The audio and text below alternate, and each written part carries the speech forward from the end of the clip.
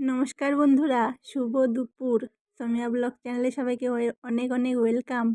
তো কে কোথায় আছো চলে এসো, দুপুরের লাঞ্চ সাজাচ্ছি। একদম গরম গরম ঝরঝরে ভাত কলা পাতার উপরে নিয়ে নিচ্ছি। তো কলা পাতাটা আমি এখনই কেটে নিয়ে আসলাম, আর আমার খুব ভালো লাগে কলা পাতায় লাঞ্চ করতে।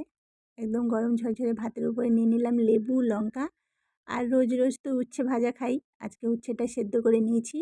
খালি কাঁচা লঙ্কা একটু সরষের তেল দিয়ে মেখে নিয়েছি। সজনে শাক আর লাল শাক একসঙ্গে ভাজা করে নিয়েছি। আর জমিনে বাবা মুগরি বসিয়েছিল, মুগরিতে পড়েছিল চিংড়ি মাছ। সেই কুচো চিংড়িকে ভাজা করে মা লঙ্কা পেঁয়াজ দিয়ে মাখা করেছিল।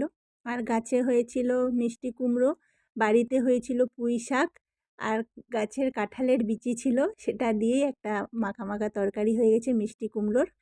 আর ডিমের এই তো হালকা পাতলা ঝোল, পাতলা করে মুসুরির ডাল, আর হয়ে গেছে ঢেঁড়স আলুর একটা মাখা মাখা তরকারি।